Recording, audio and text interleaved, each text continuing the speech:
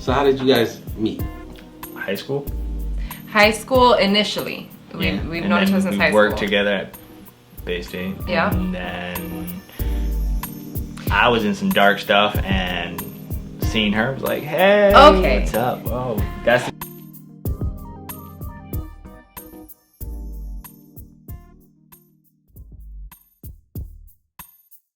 true. So yes. So we were really close just as friends in general, and would have lunch often. But again, knew him from high school, so it was just like I'm chilling with Javi for lunch. That was that. And then there was one day, 2013, my dark year. I was coming. Our dark year. Yeah. At the time, I didn't know he was having also a dark year, but I came out of the room that I was in to grab some linen, and when I came out, I see him walking down the hall, and I just don't have the tolerance for it at all because it's early. And when he was at work, he just always had the biggest smile. And it's like, no, nobody has that. Alexa, delivery. When he was at work, he always had such a big smile, and I'm like, it's 7 a.m. Stop. No. And so he saw me. I said, yo, you should give me a hug. Because we're in high school. You should school. give me a hug. And she's like, no. I gotta go get some from patient. No, you bring it in. Bring it in. And he's too big for all that. So I did. And then, he says that was the moment that he knew. Yeah, that took is. a lot more convincing for me. Hey, IHOP worked and Mockingjay was the Hunger Games. Yes. Wasn't so I, at the time, was just trying to see, can I open back up to being with a man? Because prior to being with him, I was with women. And I knew he was a great prospect. And then he had a completely different approach, and pure gentleman. Game was changed. Pure gentleman. So he really put effort into actually courting me respectfully. And here we are. She says I do. I did. I said I got married, and it all happened really fast. Like, we started dating December 2013. I was pregnant February 2014. We got married April 2015, and then bought the house June 2016, and July. The rest is history. 2016. July 2016. Well, listen, it should have been June. It should have been June, but right. Paperwork. Listen, and the rest is history. How did you receive Stephanie, knowing the things she was going through? First time, man, that caught me off guard. To be honest, I was very thrown away. Like, oh, what's going on here? And it was like a depressive moment. Anxieties hit. It was at my place, and I just didn't know how to respond at first. But I was like, she was grabbing her hair. I was like, I'll stop you. Yeah. I'm gonna hold you down. I'm here. Calm down, breathe. And then that was like my first real experience with anyone having kind of a depressive moment. But yeah, since then, I always ask questions, and how can I help you in any moment? I don't just walk away or run away from it. Just give her all the support she can get or need in any moment. Both get and need. And I think at the time, too, you were also going through your own stuff.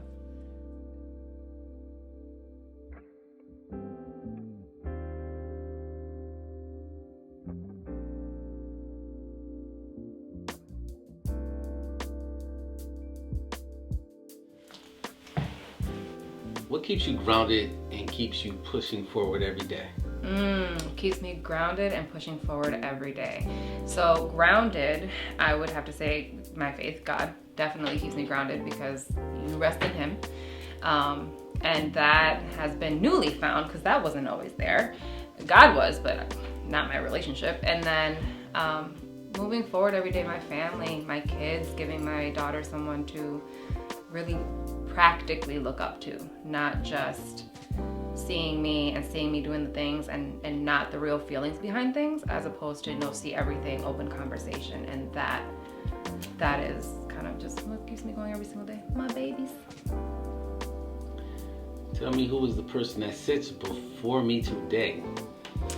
I am Stephanie Perez Marrero, and I am a human with lots of ambition, trying to do God's work in my way that works. I'm a licensed social worker, and I've been in the field for many, many years at this point, about 10 plus years. Author, a lot of accolades that I don't like to say because it's awkward, but yeah, just me. Can you tell me about a time in your life when you felt very dark? Yes. So I've struggled with anxiety and depression throughout most of my life, starting, I'm a 3-time suicide survivor. So my first attempt, I was 9, and then 15, and then 17. So I would think that the hardest and the darkest was when I was 17, because that was the closest that I came to it. Thank God for my mom, who found me and didn't let me. But yeah, through that I've dealt quite some time with suicidal ideation, and that's what ended up directing my path to social work instead, because I wanted to be the person that I needed. How did you get out of that dark place?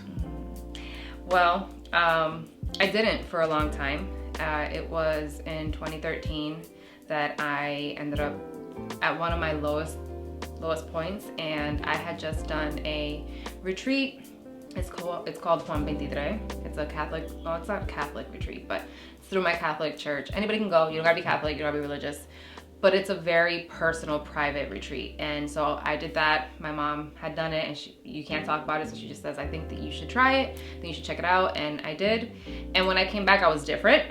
It's like the mustard seed was there, and it was through that retreat completely fertilized. And when I got back, that was August 2013, and that September, I was in the bathroom ready to commit suicide. And I knew this time I wasn't gonna mess up. And so that was the biggest battle that I fought with the enemy. And the first time I felt myself wholeheartedly submit to Christ in a different kind of way. The only person that was going to be able to pull me out of that darkness was going to be Christ and God, and that's what happened. And it's been 10 years since then, and it's definitely been an up and down trajectory, for sure. Did your friends and family know about what you were going through, and how did they receive you? Puerto Rican household, mental health taboo.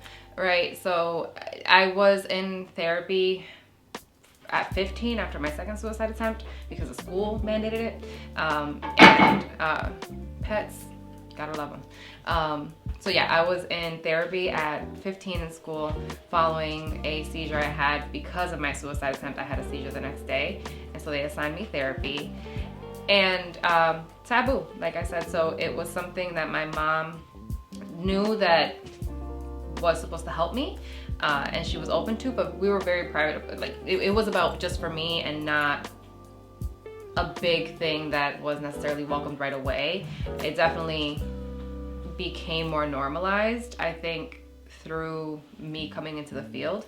And then after, I'd say in my early 20s was when I started to have very real conversations with my mom about it. And now it's my whole family's super supportive now, for sure. But there's definitely a divide on just mental health in general, because it's still a very new thing and a very taboo kind of thing for a lot of people that we're trying to just normalize conversations around. So I definitely have so much more of the support now around that, and I think it was just a matter of time and intention to understand what was going on. What challenges have you met on your path to healing? Oh gosh, okay. Do we have all day? Several. Several. I think the biggest piece was learning to wanna be alive. So for the 3 times I attempted suicide, I have faced 3 times where I fought for life following that. And this always kind of brings me back to when Peter denied Jesus 3 times, and then Jesus asked him afterwards, do you love me 3 times, to kind of like neutralize it. This is kind of what I look at this point in my life, was because when I was pregnant with my daughter, I was told I couldn't have kids. I had lost 3. She was my 4th, and miracle baby. But early on at 29 weeks, I almost lost her. So that was the first time I was fighting for life, is because no, that's my baby. And then at labor and delivery, that was my 2nd time fighting for life, because I hemorrhaged and I almost died. And she was a big old baby. She was 10.5 pounds at 39 weeks. So yeah, that was painful. And then when she got sick in 2016, she destatted and ended up in a coma, and that was my 3rd time really fighting and begging and pleading for life. And to me, it neutralized out the 3 times I tried to take my life.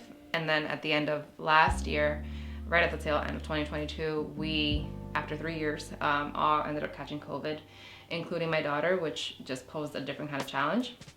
And that was God's way to allow me and my husband to be witness to his testimony again, to see that our daughter was gonna come out no problem with that. And we were afraid of relapsing, she didn't. So I think in a nutshell, I've had a bigger challenge with managing my anxiety throughout these last, I would say my whole life, but really throughout these last 10 years, because I want to strengthen my faith, and in doing that, I have to trust.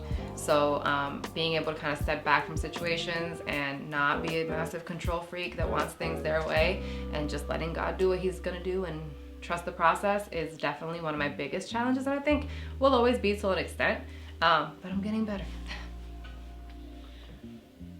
Did therapy help, and what did you learn about yourself? Ooh, therapy. I'm still in therapy. I'm a therapist with a therapist, because I believe in practice what you preach. So I have been in with a different therapist. I've been in therapy now for about 3 years, trauma-focused therapy, and it absolutely does help and has helped.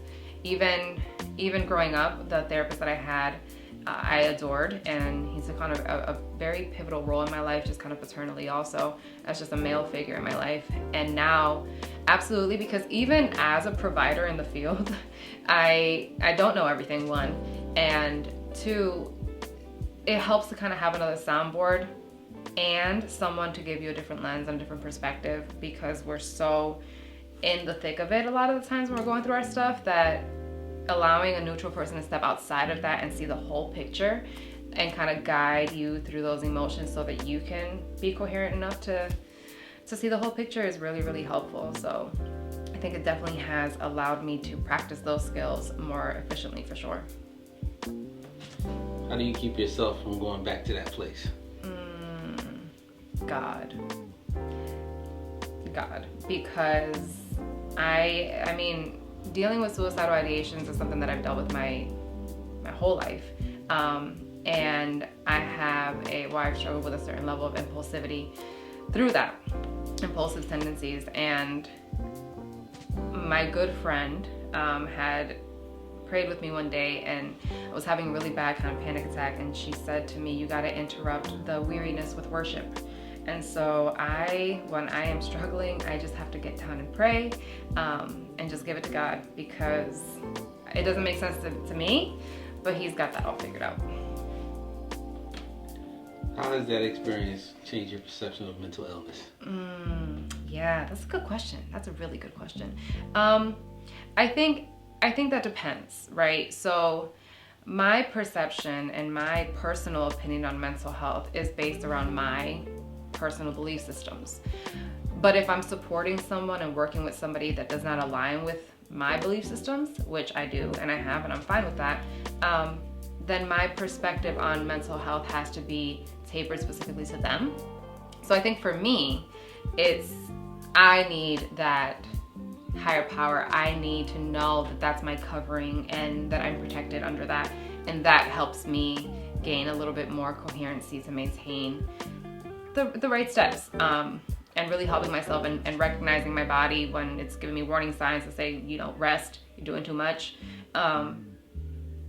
As for someone who may not share those belief systems, I think it's definitely really important for me to go back to kind of the neuroscience behind it of physical grounding, emotional validation, in order to be able to remain coherent in thinking, which is incredibly supportive at the same time. It takes it out of anything that's tied to a belief system. So I have both approaches. I feel like they have to kind of work together to some extent. But if I have someone who I'm working with that's just like none of that, then I keep it down to just the actual basic steps of what's happening in your body and the neuroscience behind it. So why is it so important to have an open dialogue about mental illness? Because we're all losing it. And I think that we have to normalize that and say that it's okay. If I am being asked by someone, how are you? Me telling you good, is that to protect you from feeling like I've tacked something onto you? Or like, should you not have asked? Because I'm gonna be very open and honest and say, not great, but also I don't feel like talking about it. So I think that there's this level of appeasing when it comes to tiptoeing around mental health. Like, we want to make sure other people are okay, so we tiptoe around topics instead of just asking. And at least for me, I find, not necessarily to speak to like I'm trauma bonding with people, no, but being able to know that other people also don't have it all together is incredibly important. Because I think now with social media, we can fake everything and look like we're the happiest, and I don't believe that. I don't believe in that. I don't want to contribute to that. So I think that being yourself authentically is really important and allows you to build genuine connection with people who navigate the same way. During your suicide attempts, what were the methods you used? Yeah. For that? So when I was 9, I overdosed, and my uncle noticed what I did, and so he made me drink hot milk and then put his fingers down my throat and made me puke. Thank you. And at 15, I overdosed and slit my wrist. I had medications from surgery, and at that was the one that when I got to high school or to school the next day, nothing happened. So I had cramps and I took an additional med, and there was just too much in my system, so I ended up seizing at school.